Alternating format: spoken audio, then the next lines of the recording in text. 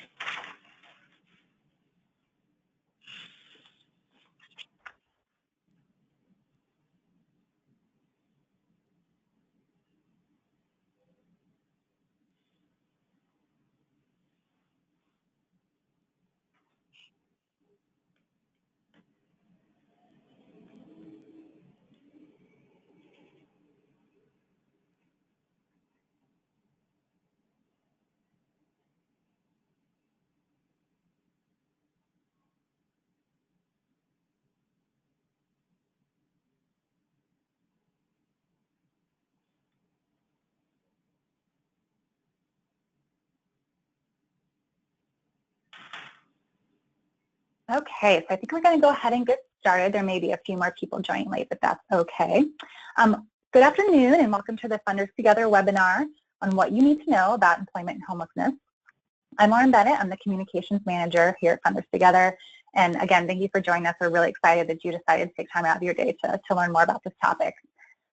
So as mentioned, our webinar is focused on the connection between employment and homelessness. And we're also going to be talking about our very brand new Funders Together Employment Community of Practice, which Jennifer will talk about here in a little bit. Just a few housekeeping items before we get started. I know this is not the exciting part of the webinar, but we want this to be an open discussion for all attendees. So participants are currently muted and will remain on mute during the short presentation portions of the call, and that's just to eliminate the background noise.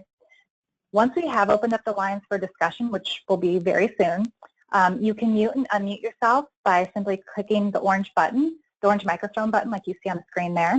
We do ask if you're not speaking that you keep yourself muted so we can hear the other participants clearly.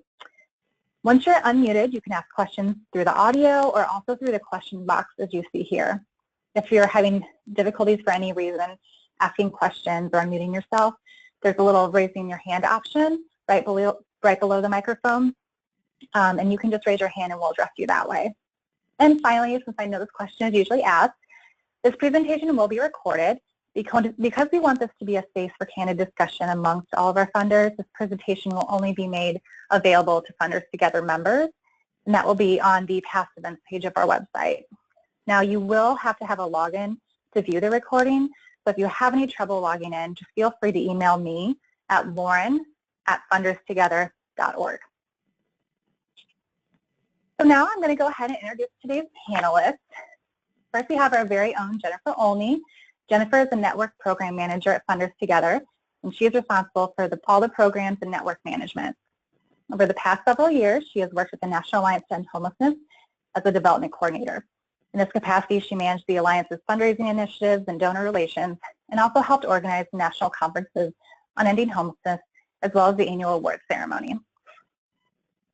We also have Melissa Young, which I'm sure many of you are familiar with. Melissa is the director of the Heartland Alliance's National Initiatives on Poverty and Economic Opportunity. She steers the team's policy and system change efforts by advancing solutions to the systemic issues that drive chronic unemployment. Melissa's work has shaped the national discussion and awareness of employment interventions as a key solution to fighting poverty. So we're really excited that she decided to join us today. So before I turn it over to Melissa, we do want to open the discussion and learn just a little bit more about who is on this call. We did send out an email yesterday, kind of teasing the idea of having you all speak. So once we open up the lines, if you could please state your name and organization, and then let us know, are you currently working in this area? And it's totally fine if you're not. What is your interest in this topic of employment and homelessness? And do you have any specific questions or specific areas of interest? So I'm going to go ahead and open up the line. And to avoid confusion, I'll just go down the attendee list and call on you. And if you feel like speaking, that'd be great. Otherwise, we do have the question or the chat box that you can insert some answers into.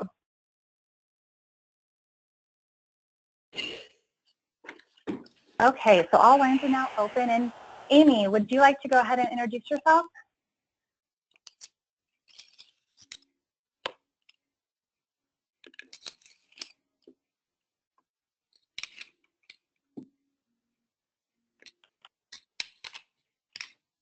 Okay, we'll see. Angela, would you like to go ahead and introduce yourself and talk a little bit about some of the questions on the screen? Hi everyone, this is Angela D'Orazio from the Sisters of Charity Foundation in Cleveland.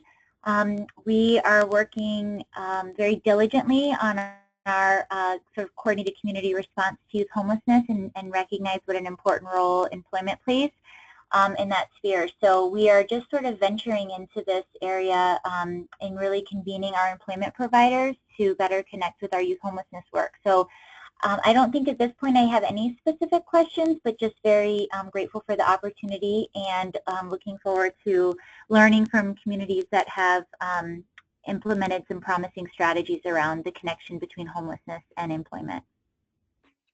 Awesome. Thank you so much, Angela. So now moving down the line, Demetria, would you like to introduce yourself and your organization?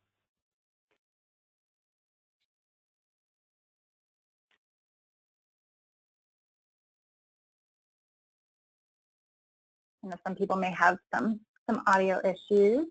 Are you there, Demetria? Okay, we'll go down the line. Liza, are you there? Would you be able to introduce yourself and tell us a little bit about your organization? Sure. My name's Liza Burrell, and I work at Building Changes in Seattle, Washington, and we work statewide to end homelessness for families and youth in Washington State. A lot of our work has been in this area of employment and homeless housing, so we are very excited about this. Some specific things I thought I would raise up is we've been working through grant making and some other sort of capacity building work, working to connect employment services or employment triage and referral to the front door of the homeless system, so coordinated entry, and we're doing that with a couple counties right now. We're also, we just sort of, speaking about what Angela talked about, we do have some grants out to folks throughout the state to increase access and outcomes for youth experiencing homelessness in employment and education, and we specifically are trying to target LGBTQ youth and youth of color in that. So it's a lot around access and then what services really will work. And then another piece of our work has really been connecting employment services with rapid rehousing as our homeless housing interventions have gotten more varied and including rapid rehousing. And then in our area, we're doing a lot of diversion work. The importance and urgency around income is sort of front and center. So we've been trying to support a lot of the cross-sector work between our workforce, public workforce partners and our homeless housing world. So I think I'm just interested in learning and sharing, and also I'm always interested in what works, what's working to really move the needle and help people who have had different experiences with workforce and being able to stay and get a job and stay employed to actually do that and increase their income. Awesome, thank you so much. I actually just got a message from Amy Denhart. I'm sorry your mic isn't working, I apologize about that, but she's with Funders Together to End Homelessness San Diego. She just became the director of Funders Together San Diego, so that's about 3 weeks ago, so we're super excited she's on board. And she's just really interested in learning as much as possible as she comes on board, and she said she really appreciates this webinar. So thank you so much, Amy, I appreciate that. All right, so going down the line, Marilyn, are you available to speak and introduce yourself? Yes, can you hear me? Yes. I am involved with the CSH program, advocacy program here in Los Angeles.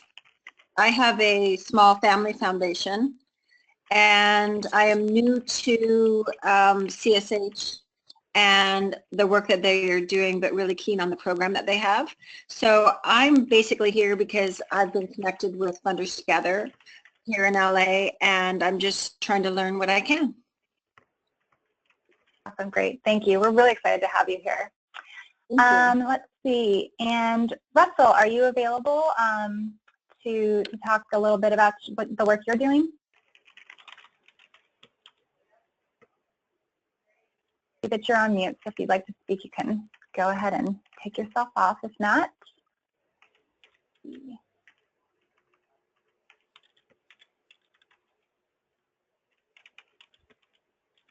all right.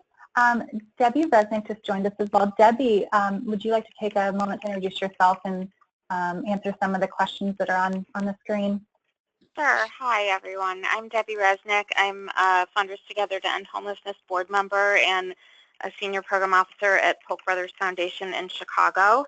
And we have a homelessness program area here at Polk and also a workforce development program area. And for a long time, I've been wanting to strengthen that connection and see how we could focus more on serving vulnerable people in Chicago. I'm not sure. I just joined the call, so I don't know who else from Chicago is on the line, but I've been meeting with some other funders here locally, some of whom were supposed to join today, to think together about what we can do around employment and homelessness. And I know some of my colleagues on the Funders Together board have done some great work in other communities, and I really value the opportunity to learn from them and from other folks in this group. I participated in the Foundations for Youth Success, the Learning Collaborative, and learned an enormous amount. It was a great opportunity, and I'm excited to have this opportunity around employment. Oh, great. Thank you so much, Debbie. I really appreciate that. So I think Russell had some issues with his mic. If you are able to join us, Russell, and tell us a little bit about your work, that'd be great. Otherwise, we can go ahead and get started.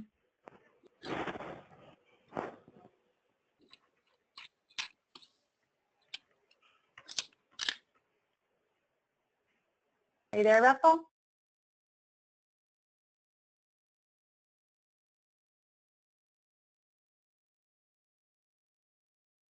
Okay, so maybe if you do have some introductions, if you were able to speak and you had an introduction that you still wanted to do, feel free to type it into the question box and we can go ahead and address that. Again, thank you everybody for introducing yourselves and joining this call today. I know that's a little different than some of the webinars that we do, so I really appreciate everyone's patience with that.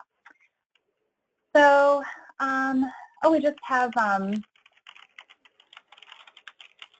I was just reading through the questions. So I think we'll go ahead and get started. Melissa is going to go ahead and kick things off for us.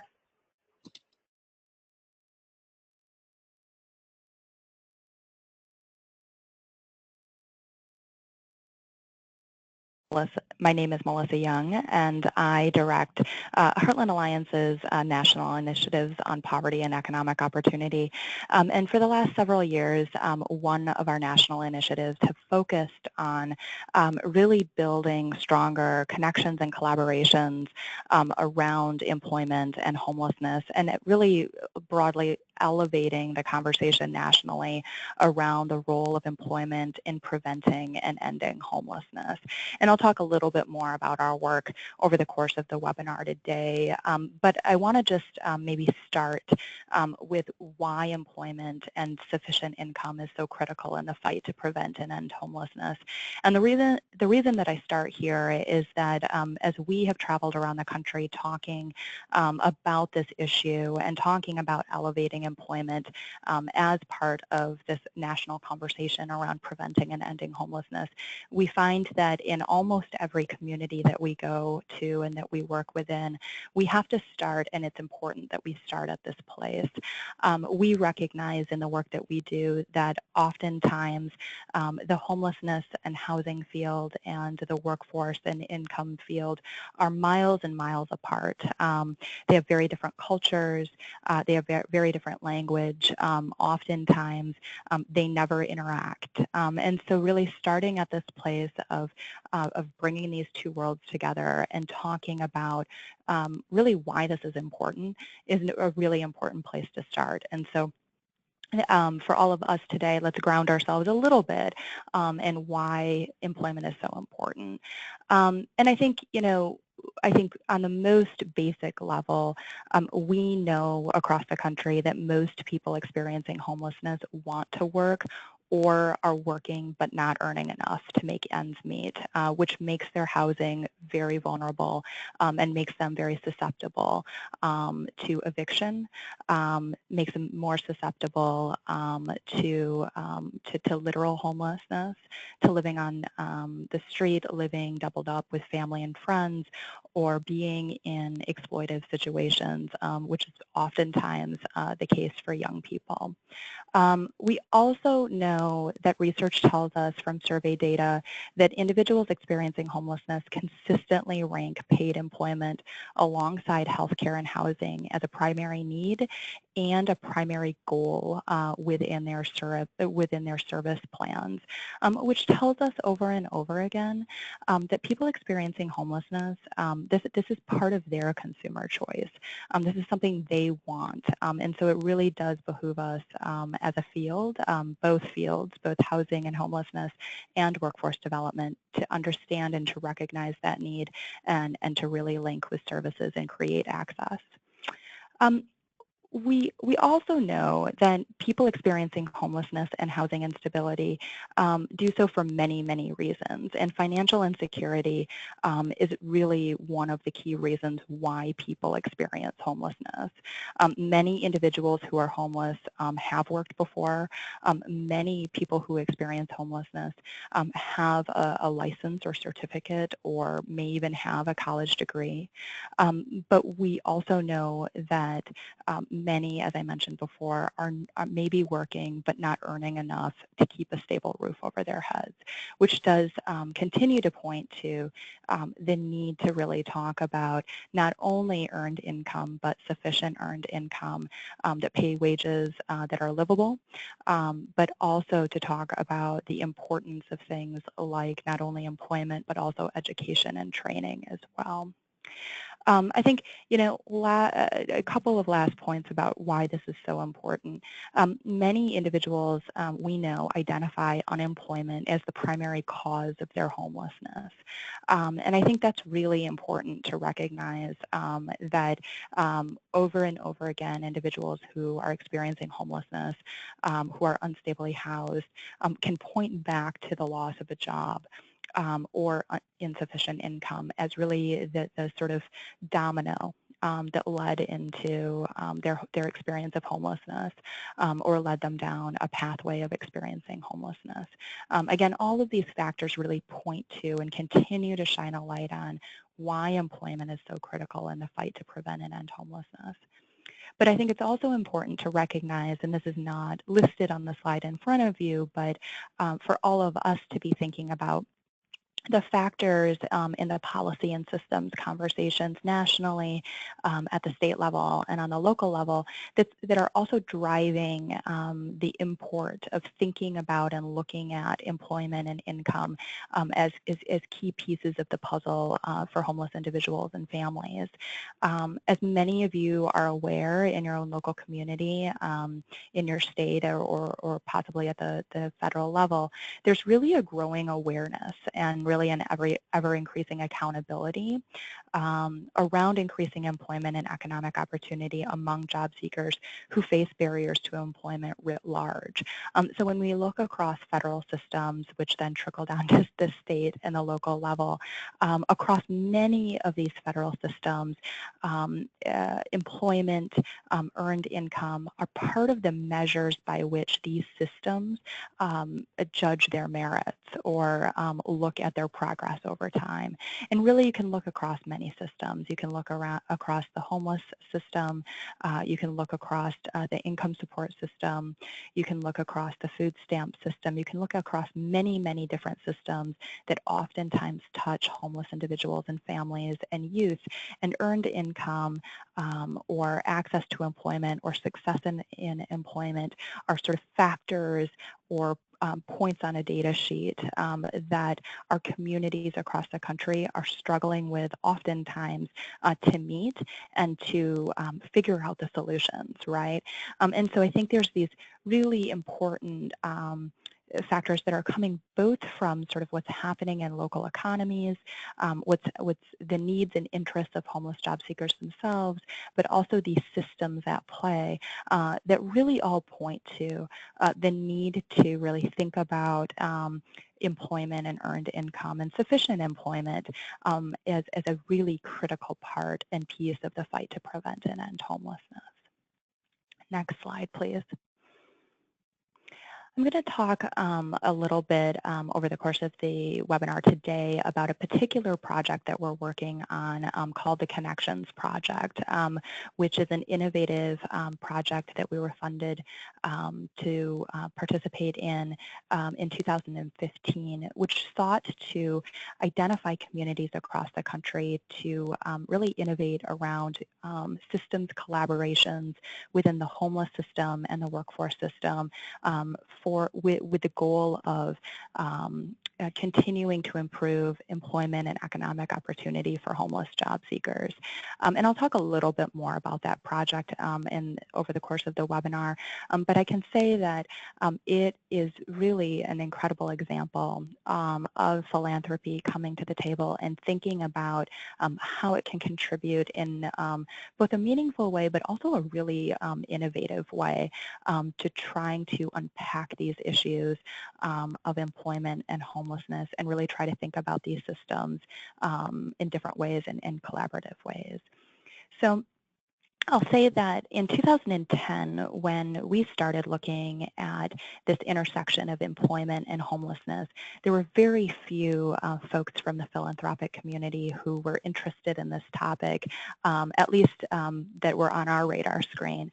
And it's really a delight to see years later that there are more and more folks from philanthropy and other sort of systems and other stakeholders coming into this conversation and recognizing both how important it is, but also asking how can they contribute.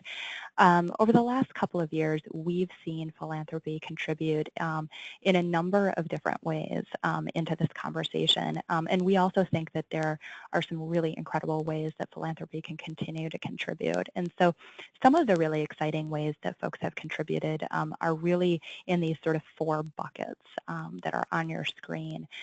We've seen philanthropy really take a leadership role in many, many ways and in many communities to catalyze and convene stakeholders around this notion and around the import of employment as an element of preventing and ending homelessness, and actively and deliberately bringing people together. We're working on, as part of our Connections project, a slice of that project is work in Houston to bring together folks from the COC and folks from the workforce community in a year-long training program, which is really a hearts and minds campaign around elevating employment as a key part of the solution. And that Hearts and Minds campaign is really being driven by many, many actors, but philanthropy is at the table, really pushing those conversations forward, supporting those conversations, and helping to create space for folks to convene. Secondly, over the last couple of years, and even till today, we're seeing philanthropy really question, and this is one of my favorite ways I think that philanthropy can contribute into this space, because I think philanthropy is asking the question, what's working and what's not in communities as it relates to employment interventions and housing interventions that can be really married together or can be working together to prevent and end homelessness. What are the root causes of homelessness in our community as it relates to adults and youth, and how is employment and earned income part of that puzzle? What information are we lacking? What more research do we need to do? And where are the holes? And so we've seen philanthropy take a real leadership role over the last couple of years in asking those questions. I think much of the work that's gone on in Massachusetts through Secure Jobs and now in Connecticut through Secure Jobs, led by the Fireman Foundation and Melville Charitable Trust, is really doing some of that, questioning what's happening and really thinking about what more do we need to learn. We've seen, certainly through the Connections Project work that we're a part of, but also other work across the country. We've seen philanthropy be a real catalyst around innovation, helping to design and implement new program models that are surfacing in communities or that are being recognized by the workforce community or the homeless systems community as a gap, and testing policy and system ideas at the local level, at the state level, or at the national level. This is also one of the places where I think that philanthropy is so well suited to play an important role because the resources there can really help us learn things that we didn't in sort of a safe space in order to then think about replication and think about scaling over time. And then finally, I think this is a little bit of a no-brainer, but we've seen philanthropy take a tremendous leadership role over the last several years in thinking about or really brewing on taking existing employment and housing programs to scale, or asking questions about how it might be done, or expanding policy change efforts at the state level and at the national level.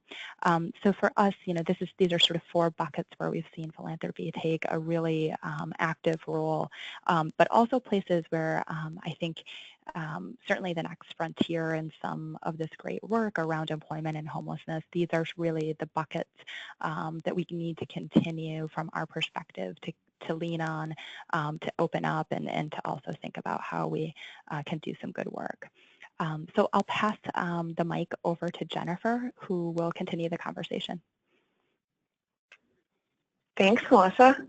So before I get started, I just wanted to introduce another person. Russell was unable to get his microphone to work, but he wanted everyone to know that he is currently working within their county with philanthropic, landlords, businesses, and nonprofit partners to transform their homelessness service system. They're early adopters of rapid rehousing, coordinated entry, and strengths-based client engagement, and they're now turning their attention to employment. HealthSpark provided initial support to introduce the Catalyst Kitchen in their county, and they're also working with their Commerce Department to identify other strategies and industries to partner with. So welcome, Russell. So I just want to take this opportunity to tell you a little bit about our next employment of our community of practice around employment, and we're calling it Foundations for Employment and Housing. So this is our second community of practice here at Funders Together. We just concluded our first community of practice, Foundations for Youth Success. As Debbie mentioned, that concluded at the end of last year, and we got some really positive feedback around this model from the people that participated in that community. And so we're really excited to apply that model to a new topic, employment. We've seen a lot of growing interest from our members, like Melissa mentioned, seeing around the country in this connection between employment and housing and how that's going to end homelessness. So we are excited to launch this community in the fall of this year. The exact date is still TBD, but we'll be announcing that soon. And since it is a 2-year community of practice, it will be going through the end of 2019. The community of practice model is a set group of organizations and participants that go through this 2-year process together. It's a pretty intensive process of group learning and taking action. So if we go to the next slide, I've put together kind of a draft timeline so that you guys can see get an idea of how this will flow. Please keep in mind that the topics that are included here are suggested possible topics, but another part of the community of practice model is that it really is participant-led. So once we have our organizations and participants all selected and the community really launches, we'll be looking at what is valuable to you, what will help move you forward in your work, and really focusing there. So while these types of activities will definitely be happening, the topics may change a little bit based on what is more valuable for you guys. On this, you'll see that there are 4 site visits. There's a site visit this spring 2018, fall 2018, spring 2019, and fall of 2019. So those site visits are really the backbone of this model. That's when you get to come together with other participants, get to know each other, you get to talk about your work, you can share challenges that you're having and get feedback from peers, you can share things that are working really well that your peers may be able to take to their communities.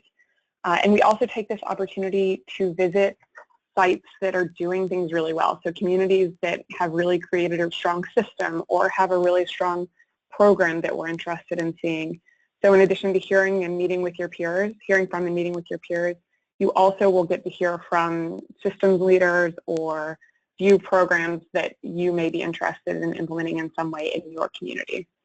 And one of the great things about this community is that we are going to be partnering with Heartland Alliance and with Melissa as our content partners. And we're really excited about that for a lot of reasons. And one of them is the Connections project that Melissa mentioned earlier, and the sites that are a part of that project as opportunities for these site visits. So I'm actually going to throw it back to Melissa for just a minute so she can tell you a little bit more about that project and the sites, just so you can get an idea of some of the possibilities for these site visits that we'll be doing.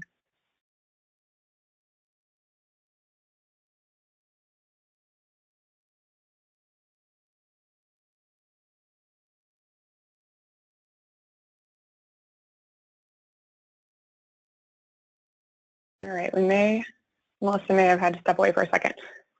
We'll go back to her in just a second, and while we're waiting, I'll just go through. I'm so sorry. Hey, Melissa, no worries. Hi there. My apologies. Yeah, my apologies.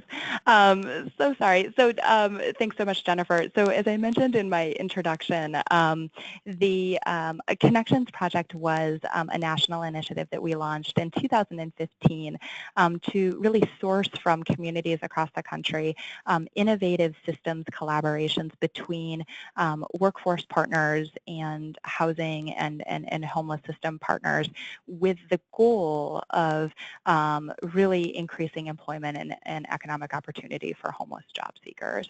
And it was through that process that we identified 5 communities to support over a 3-year time period. And those 5 communities that we eventually ended up selecting were Seattle, Washington, Minneapolis, Minnesota, Chicago, Illinois, Houston, Texas, and Baltimore, Maryland. Each of these 5 communities are really kind of right in the middle of their work around these collaborations between workforce systems and homeless service systems. But what I can say is each of these systems are thinking about slightly different pieces of the pie as it relates to innovation, but also with some overlap that we think have the opportunities to both create great site visit opportunities, but also can be transferable to other communities. So, for example, in Seattle, in Houston, and in Chicago, each of these communities are working on different aspects of ensuring and including employment as part of the coordinated entry and access process. So each community is thinking about things like how to include employment questions within the coordinated entry process at the very beginning. How does that intersect with HMIS data? These communities are thinking about things like asset mapping within their workforce and employment sector to really get a better stock of what's happening in their local community and where the gaps are. These communities are testing out their coordinated entry and employment systems by triaging individuals coming into the systems with appropriate buckets of employment services, and they're testing that out to see how well that works.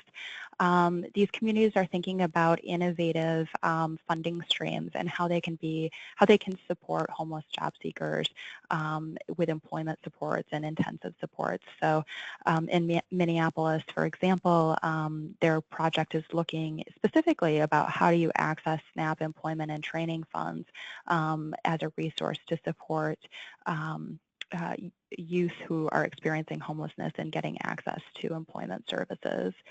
In Baltimore, Maryland, one of the most exciting aspects of what they're doing, among many things, is thinking about how they use their HMIS data as really an equity tool to surface and understand disparities both within the homeless system but also within other systems, and overlaying HMIS data with other system data like the criminal justice system to really illuminate system challenges.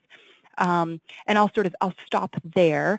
But the other thing that I think we think is tremendously exciting about the work that's going on in communities is that each of these communities is also dabbling with some of the things that folks talked about earlier on, thinking about better connections or stronger connections between rapid rehousing and employment.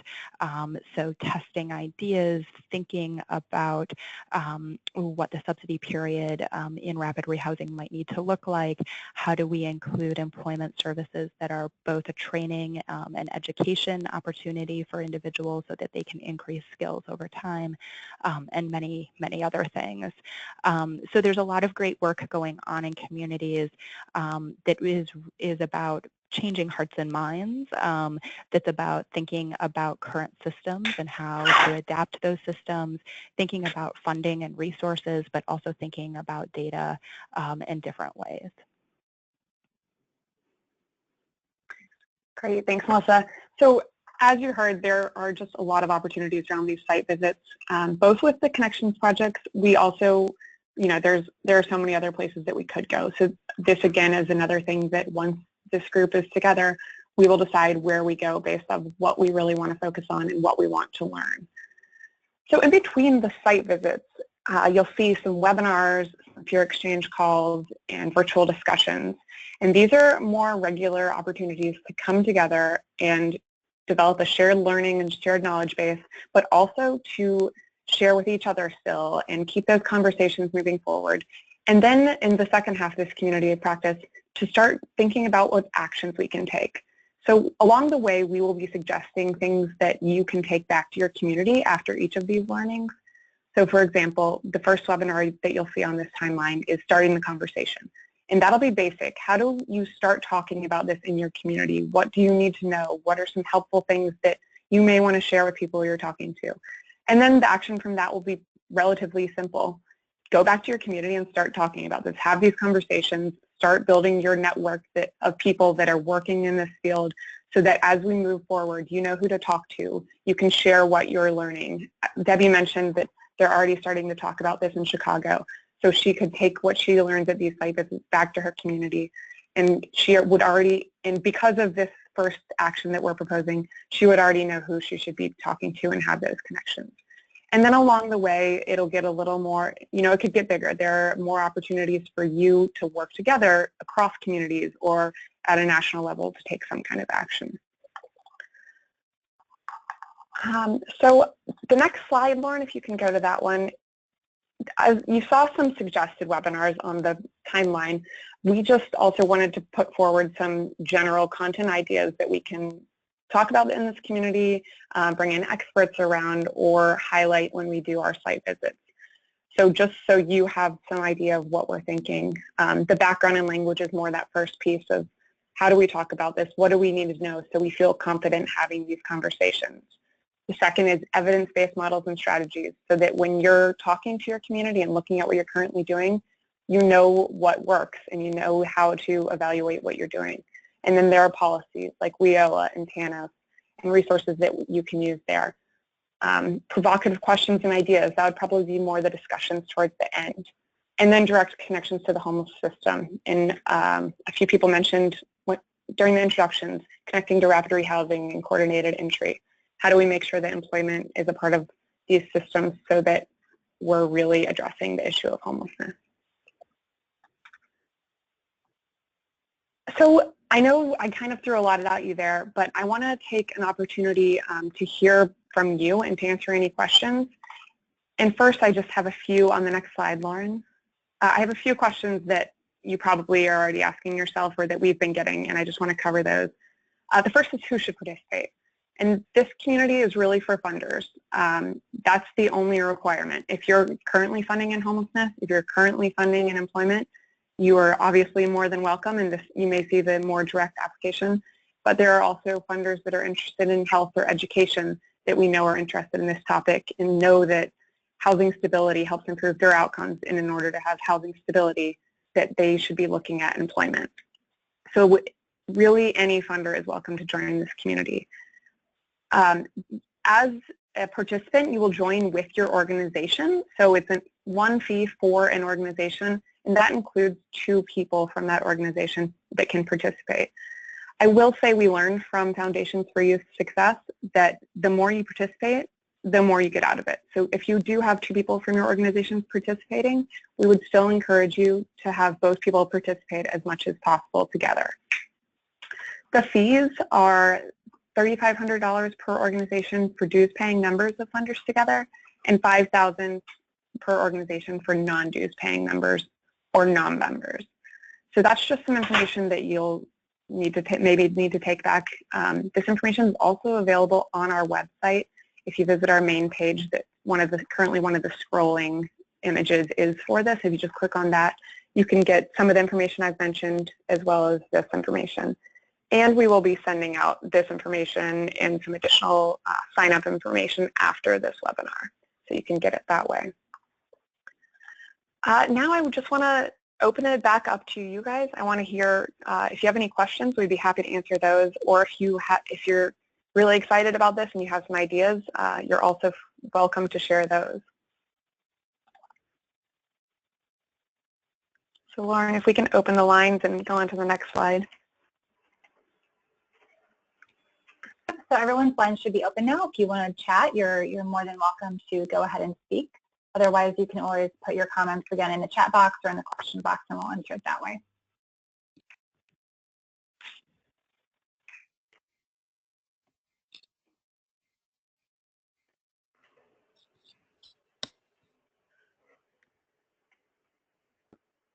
Any questions? I have a question. This is Angela with the Sisters of Charity Foundation of Cleveland, and thank you for a very detailed overview. That was very helpful, and I will print these slides and continue to kind of mold them over. But I wonder if you have any additional information about the community of practice that I could sort of study and also maybe share with others, because again, this work is just getting underway in our community. So I'm trying to think about whether or not it's right for us to participate right now. So if I could have anything that you might have developed around the community of practice so that I can share with some others, that would be helpful if you have anything. If not, I mean, the slides, like I said, have been tremendously helpful as well. Yes, we have some information on our website. Some of that is in these slides, and we are still developing more information that we'll be sending out and posting to our website. So we will definitely make sure everyone on this call gets that as it's available. And we'll also be sharing a list of people as they sign up, so you can kind of get a feel for who else you'll be participating with. And is there a deadline in terms of when you're hoping to confirm participants? So we will open sign up pretty much immediately, and there won't be a deadline until the start of the community. However, we are going to limit to 15 to 20 organizations, so it will be pretty much first come, first serve. So if you're interested, it'd be great to know that earlier on. Okay, great. Thank you. Thank you.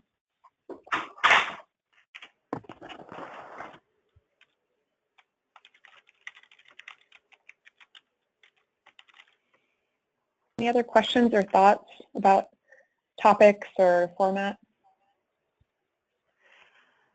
This is Liza at Building Changes, and I'm really interested in sort of the sustainability. I mean, I certainly appreciate Melissa's talk about like how philanthropy can be effective and in this sector, and I'm really interested in the sustainability pieces, and with the discussion of the policies like WIOA and TANF and even SNAP ENT, and I'm just so I guess putting in a plug for, anything that we can do around policy alignment between the homeless housing sector and the public workforce sector, and that if this community of practice can do some of that thinking and maybe even some of, when you started talking about the action at the end, it made me get excited about the possibilities of where this information could possibly go beyond the community of practice and us all learning together. But I just, so Yeah. that's sort of a plug for content, I guess. Great. And we will say that the action piece is really important. We can't say what it will be because it will be up to the community. I know some of the things you just mentioned are definitely of interest to other people I've talked to, but the idea is really to take action, make an impact that is sustainable and does move beyond this community of practice in this time-limited group. Great.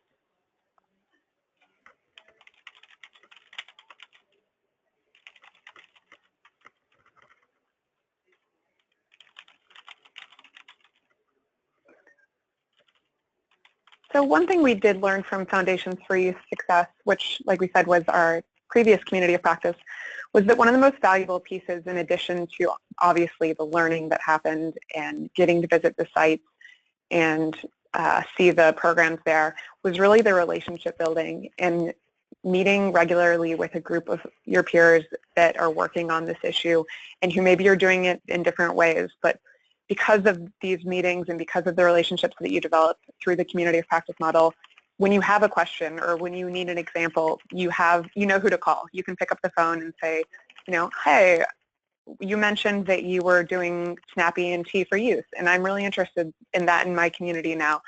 Can you tell me what you're doing? Can you point me to some resources? So I think that that's just something to keep in mind. It's kind of hard to put on paper, but it's a really important part of this model.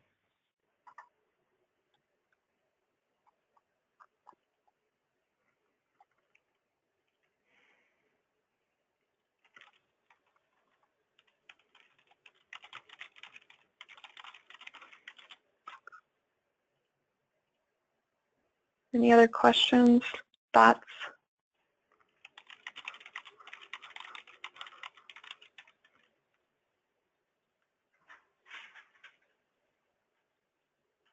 All right. Well, if you do have questions or you think of something later or any ideas for this community, please feel free to reach out. My email is jennifer@funderstogether.org, and I'd be happy to set up a call or just get your ideas in whatever form. We will be, like we mentioned, we will be sending out all the information. You're now on our mailing list for this, so you'll be getting any information that we're putting out. We'll be adding things to our website, and we're really working on getting any information that's helpful. So if there's something that wasn't covered, we want to make sure that gets in our materials, so please let us know. I want to just thank you all for taking the time this afternoon to join us and for your interest in this topic. Thank you to Melissa for joining us today and for volunteering to be a really important partner in this work. Heartland Alliance is really leading efforts across the country, and so we're excited that they're willing to lend their expertise to this community. And so if there are no more questions, we'll go ahead and finish up a little early, and I look forward to hearing from you all soon, hopefully. Great. Thank you, everyone. Thank you.